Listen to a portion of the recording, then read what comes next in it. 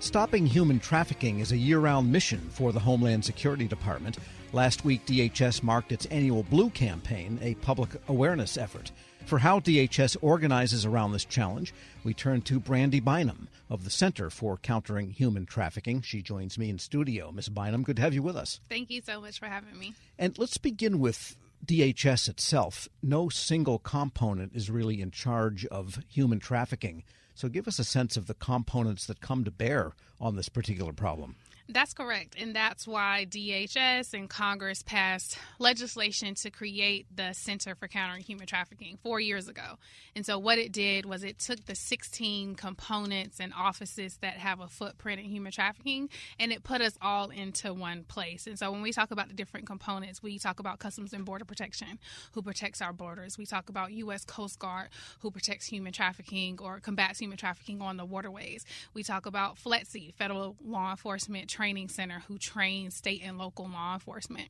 We can even talk about Homeland Security Investigations, who has authority in the government to not only investigate human trafficking, but over 400 crimes. And then including my program, the Blue Campaign, we were formerly in DHS headquarters, and then recently with that legislation got moved over to the CCHT. I would assume also Transportation Security Administration, because the officers have pretty shrewd eyes on what's going on in airports, fair to say? Absolutely, yes. So they help us combat human trafficking at the airports, part of our transportation portfolio. And we actually, an element of the Blue Campaign is the Blue Lightning Initiative, where we work with TSA, we work with Customs and Border Protection, we work with the Department of Transportation to help educate and train those in the aviation industry.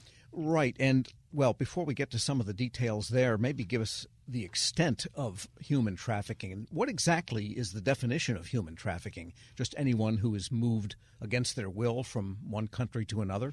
Not necessarily, because the elements of human trafficking don't necessarily involve transportation. That's more human smuggling. So I'll talk about that in a second. But human trafficking is the use of force, fraud, or coercion to obtain some type of labor or commercial sex act. And so I mentioned force, fraud, or coercion. One of those three elements by federal definition needs to be proven if somebody's going to be prosecuted for human trafficking, except when a minor, so anyone under 18, is involved in a commercial sex act because they can't consent.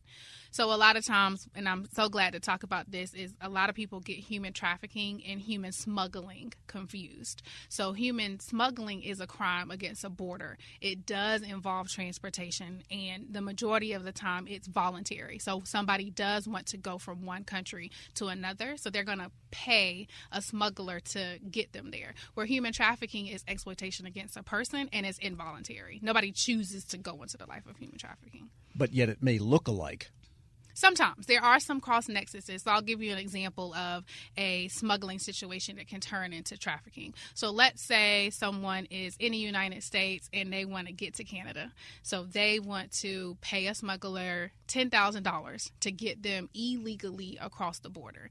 They spend their life savings getting across the border. They get to Canada, and the trafficker's like, you owe me another $10,000. Because I had to pay for this, I had to pay for this. And they're like, I gave you all my money. They don't care. So you're going to have to pay me back either through commercial sex or labor to pay that debt back. And so that's a situation where somebody voluntarily wanted to transport over a border or across a border voluntarily, and then it turns into trafficking involuntary, where they're being forced or frauded or coerced to then be in this trafficking situation. Sure. Where they're paying back a debt.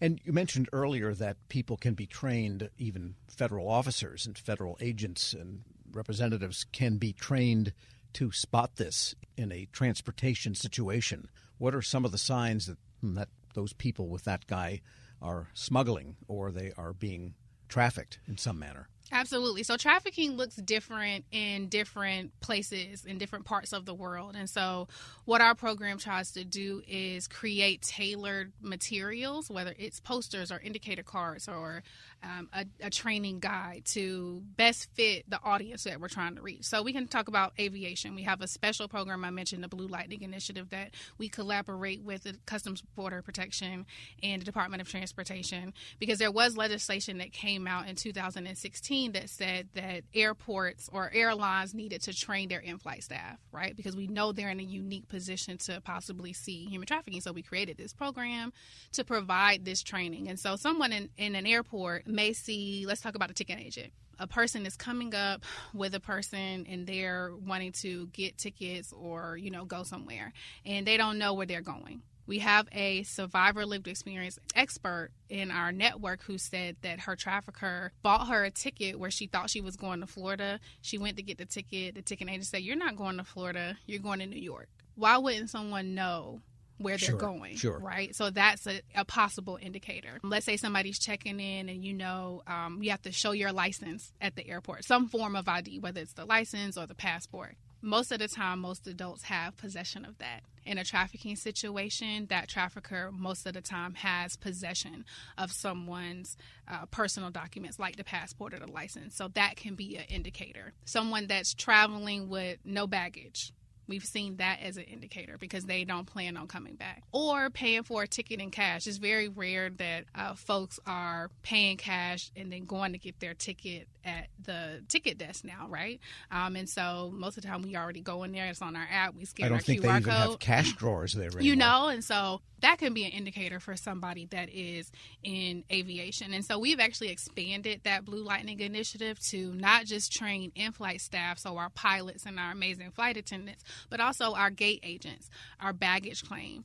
TSA, as we mentioned, they get training through the Blue campaign. We're in charge of providing the DHS human trafficking training to over 260,000 employees. And so we have broken down that virtual training for each component so they know what it looks like within what they're doing, because trafficking for CBP is going to look different from TSA. TSA is going to look different for an investigator, a Homeland Security investigation. That's going to look different than what trafficking may look like for U.S. Coast Guard when we talk about training the maritime industry. And so it's very unique when we talk about indicators. I love to break it down for each individual industry because it's going to look different. Sure. We were speaking with Brandy Bynum. She's an acting unit chief at the Center for Countering Human Trafficking, part of the Homeland Security Department.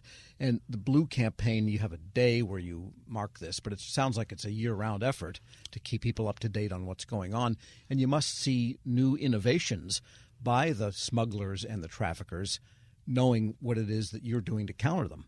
100%. So that's why the department created this program. So January is National Human Trafficking Prevention Month. On January 11th, we commemorate the month with National Human Trafficking Awareness Day, which you mentioned is on January 11th. DHS has coined that hashtag Wear Blue Day. And so even though that's our biggest awareness day of the year, our program runs all year round. So it's not just a January thing.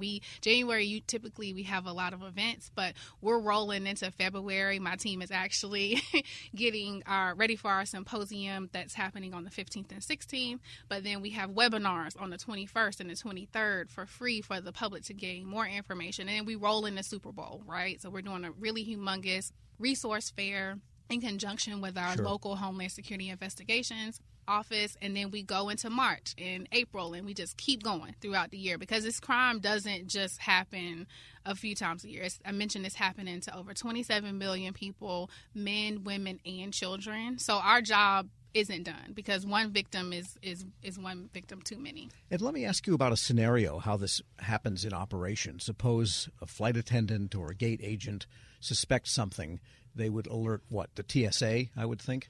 So no, we actually want them to report directly to Homeland Security Investigations, which is a component within DHS. And so we'll work with the airports and the airlines to make sure that their reporting protocols are in place and make sure that if they do